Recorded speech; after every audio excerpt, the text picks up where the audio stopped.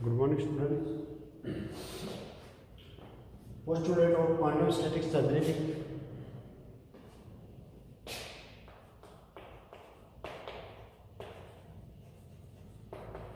So,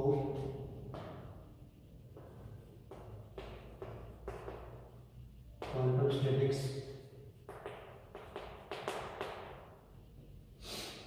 ठीक है, यानी कि जो क्लासिकल जो यानी कि जो मॉडर्न स्टैटिक्स थी उसकी अभिग्रहण चल रही थी अपने पास। ठीक है, लास्ट वाला क्या आया था, ऑपरेटर वाले सिस्टम आए थे।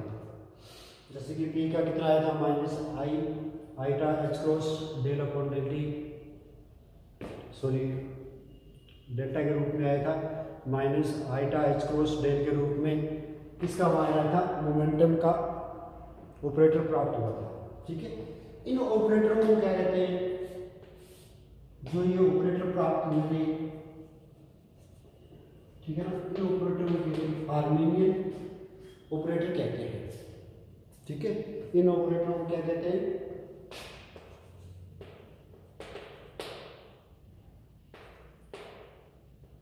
हार्मोनियन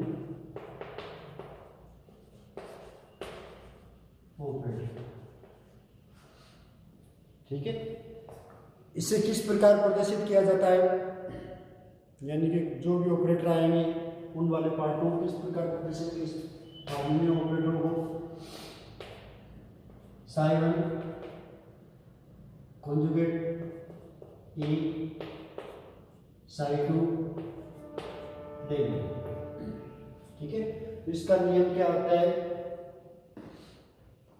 यानी कि जो लास्ट जो ऑपरेटर आए थे अपने पास, किसके ऑपरेटर आए थे अपन ने, यानी कि पोजीशन के ऑपरेटर प्राप्त किए थे, और मोमेंटम का, देखिए लीनियर मोमेंटम का, एंगुलर मोमेंटम का और काइनेटिक एनर्जी वाले पार्ट अपन ने वहां पे प्राप्त किए थे।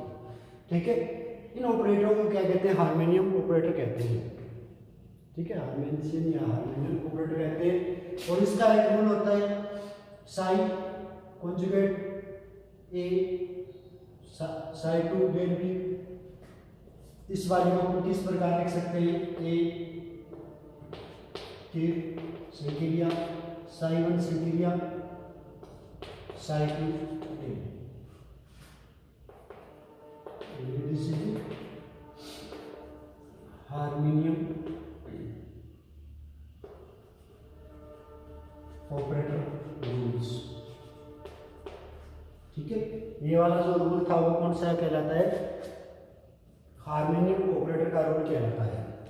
ठीक है, ये यानी कि जो फिफ्थ वाला पार्ट चल रहा था वो वाले पार्ट के रूप में क्या आ जाएगा, जो ऑपरेटर आए थे अपने पास, संगारक आए थे, उनको क्या कहते हैं, हार्मोनियम ऑपरेटर कहते हैं। और इन्हें किस प्रकार प्रदर्शित किया जाता है, ये इसका एक रूल हो गया, समाकलन psi one conjugate A dot psi two del B equal to, समाकलन को इसके रूप में इस प्रकार के रूप में लिखा जा सकता है।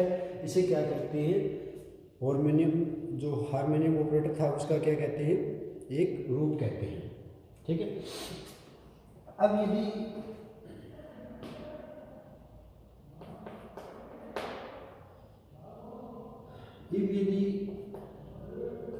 As value function psi then equation, एक इक्वेशन प्राप्त होती है।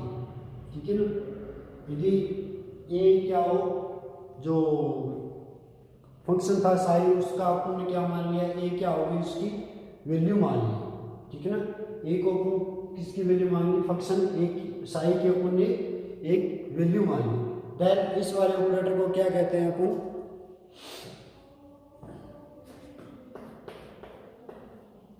Sai equal to a cap psi small a psi. ठीक है, where a is eigen value. ठीक है, साई इज आइगन फंक्शन।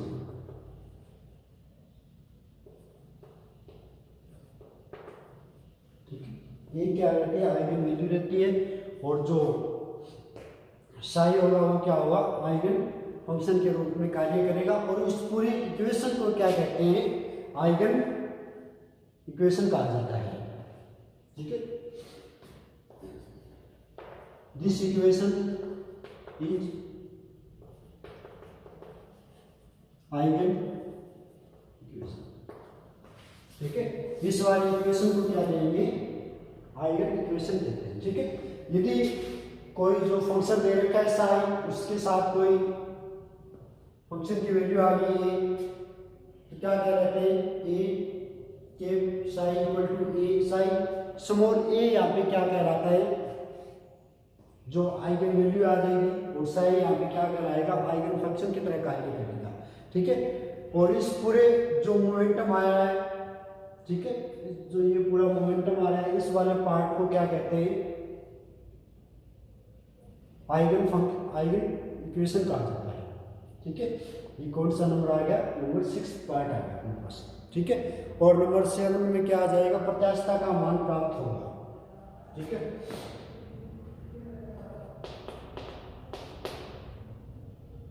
यानी कि जो साई फंक्शन वगैरह लेके चलते हैं, इसमें इसका औसत प्राप्त होता है। ठीक है, इस वाले पार्टों में क्या होते हैं, इसके औसत प्राप्त होते हैं। और इस औसत में क्या होता है कि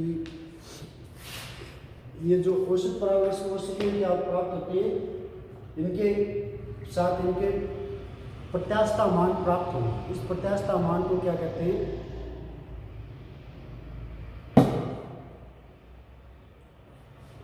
वो वाली छोड़ दो, हाँ ये ले लो आप। ठीक है, हाँ देखिए, नेक्स्ट देखिए, अब इसमें क्या करते हैं, साई में एनर्जी वाले पार्ट भी आएंगे। ठीक है, इस एनर्जी वाले पार्टों के साथ क्या आते हैं, इनके मीन प्राप्त होंगे, औसत प्राप्त होंगे। ठीक है, इन औसत से क्या प्राप्त होंगे, इनके प्रत्यास्थता मान प्राप्त होंगे।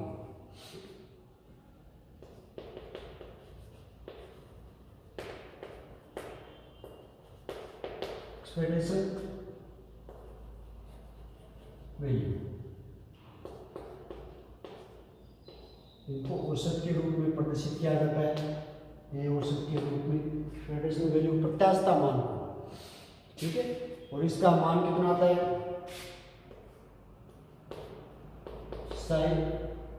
साई कंजुगेट एक साई डेल वी अपॉन समाकलन psi conjugate psi del V के रूप में क्या आएगा, इसका मान प्राप्त होगा। ठीक है, ये मान किसके आगे,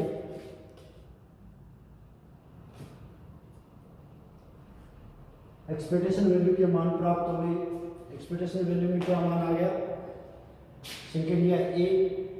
ठीक है, और जो साइज कंजुगेट इनटू ए इनटू संकेलिया साई आ जाएगा, डीवी अपॉन में क्या आ जाएगा, psi conjugate psi into dv के रूप में क्या आ जाएंगे, ये वैल्यू प्राप्त हो जाएगी। ठीक है, अब ये तो क्या आ गया, नंबर 6 आ गया, 7 आ गया। ये फंक्शन वाले पार्ट पोजीशन और टाइम दोनों पर डिपेंड करते हैं। जो साई फंक्शन होता है वो किस किस पर डिपेंड करता है, पोजीशन और फंक्शन दोनों वाले पार्टों पर इसका मान डिपेंड करेगा। ठीक है ना, ये मान किस पर डिपेंड करेगा, पोजीशन और जो टाइमिंग आएगा उस दोनों पर इसका मान क्या करेगा, डिपेंड करेगा। ठीक है, इस देन इसके द्वारा क्या होता है, श्रोडिंगर इक्वेशन प्राप्त होगी, टाइम डिपेंडेंट। ठीक है ना, टाइम डिपेंडेंट श्रोडिंगर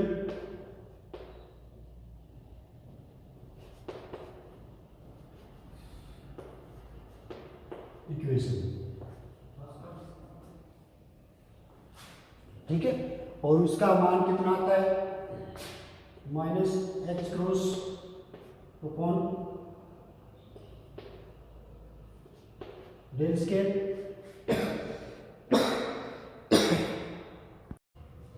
ठीक है, -h cross upon 2 del scale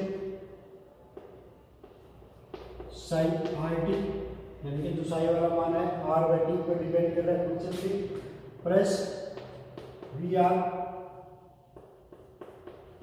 psi R T equal to कितना होता है I H cross del upon del T psi R T. ये क्या आ जाएगी टाइम डिपेंडेंट सिंगल इक्वेशन के रूप में क्या आ गया अपने पास वैल्यू पुट होगी। ठीक है, यानी कि जो फंक्शन होता है वो किस पर क्या कर रहा है, पोजीशन व टाइम दोनों पर डिपेंड कर रहा है, और इसी डिपेंडिंग पर आधार पर क्या आती है श्रोडिंगर इक्वेशन प्राप्त होती है। ठीक है, अब देखिए कोई भी वैल्यू चल रही है अपने पास 9 नंबर कौन सा आएगा। अब देखिए स्मॉल ए क्या था, आइगन वैल्यू थी, और साई क्या था, आइगन फंक्शन था।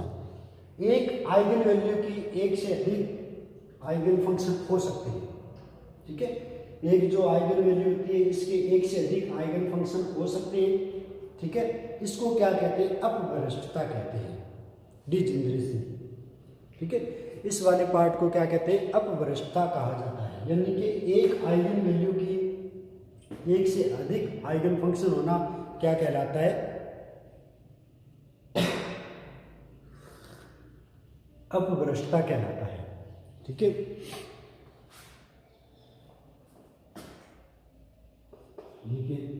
Many eigen function of A eigen value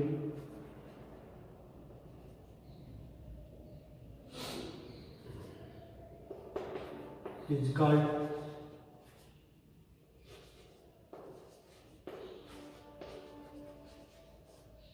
अपभ्रष्टता कहलाती है, डिजेनरेसी। ठीक है, और एक से अधिक मानों के लिए भी इसके मान की संख्या क्या हो सकती है, बढ़ सकती है। ठीक है, ये वाला क्या आएगा, eigen function of A eigen value, यानी कि एक आइगन वैल्यू की क्या हो सकते हैं, एक से अधिक आइगन फंक्शन हो सकते हैं। देन इस वाले को क्या कहते हैं, अपभ्रष्टता कहा जाता है। ठीक है, तो अपने पास क्या थी, पोस्टुलेट ऑफ क्वांटम स्टैटिक्स, यानी कि क्वांटम स्टैटिक्स जो स्टार्ट करते हैं उससे पहले कुछ इसकी अवधारणाएं प्राप्त की थी। ठीक है, उसी अवधारणाओं के आधार पर भी क्या होता है, क्वांटम स्टैटिक्स का क्वांटम स्टैटिक्स स्टार्ट की जाती है। ठीक है ना, ये अवधारणाएं इसके बीच बीच में पार्ट में आएगी। ठीक है, और इसके बाद में क्या था, जैसे कि जो आगे वाला पार्ट आता है वो कौन सा आता है, यानी कि इसमें जो क्लासिकल स्टैटिक्स थी और जो क्वांटम स्टैटिक्स पार्ट आ रहे हैं उसमें डिफरेंस अपन ने क्या बताया था, कणों का बताया था। तो ठीक है, जो क्वांटम स्टैटिक्स में होते हैं उसमें कण क्या होते हैं, अभिन्न होते हैं, यानी कि उनको विभेदित नहीं किया जा सकता। जबकि क्लासिकल जो स्टैटिक्स होते हैं उसमें कण क्या होते हैं, भिन्न होते हैं, उनको अलग अलग पहचाना जा सकता है। क्यों, अब देखिए क्लासिकल स्टैटिक्स में क्या होते हैं, सभी कणों के गुण समान होते हुए उनको क्या करते हैं, उनकी डायरेक्शन भी समान होते हुए उनको अलग अलग रूप से डिवाइड किया जा सकता है। ठीक है ना, उनको अलग अलग रूप से डिवाइड किया जा सकता है, उनके वेग को अलग अलग पहचान के क्या करते हैं, उनके कणों को पहचान की जा सकती है। लेकिन क्वांटम स्टैटिक्स में क्या होता है, अनिश्चितता का सिद्धांत होने के कारण कणों को अलग अलग रूप से पहचान नहीं पाते। ठीक है, ना ही उनकी पोजीशनों को पता चलता है, ना उनका वेग का पता चलता है।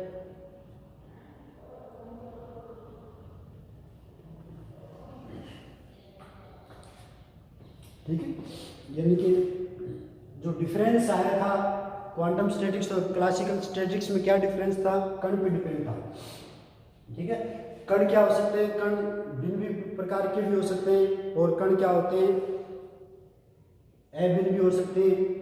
क्लासिकल फिजिक्स में कणों को क्या माना था, भिन्न भिन्न रूप से माना था, यानी कि उनको अलग अलग रूप से पहचान किया जा सकता था। ठीक है, लेकिन क्वांटम स्टैटिक्स में क्या होते हैं, अनिश्चितता के सिद्धांत के कारण भी क्या कहते हैं, इनको अलग अलग रूप से पहचाना नहीं जा सकता। ठीक है, यानी कि इसमें कणों को क्या है, एक समान रूप से मानकर चलना पड़ता है। ठीक है, और जो क्लासिकल में थे क्या, उनको अलग अलग रूप से डिवाइड कर रखा था, ठीक है। और इसमें क्या होते हैं, कणों को क्या करते हैं, भिन्न भिन्न प्रकार से अलग अलग रूप से प्रदर्शित नहीं कर सकते, ठीक है ना। इसी के आधार पर इसके क्या है, पोस्टुलेट वगैरह प्राप्त होते हैं, ठीक है। कितने पोस्टुलेट हो गए थे अपने पास, 9 पोस्टुलेट अपने पास यहाँ पे प्राप्त हो गए थे। इनके अभिग्रहित कितने प्रकार के हो गए, 9 प्रकार के इनके अभिग्रहित अपने पास यहाँ पे प्राप्त हो जाते हैं, ठीक है।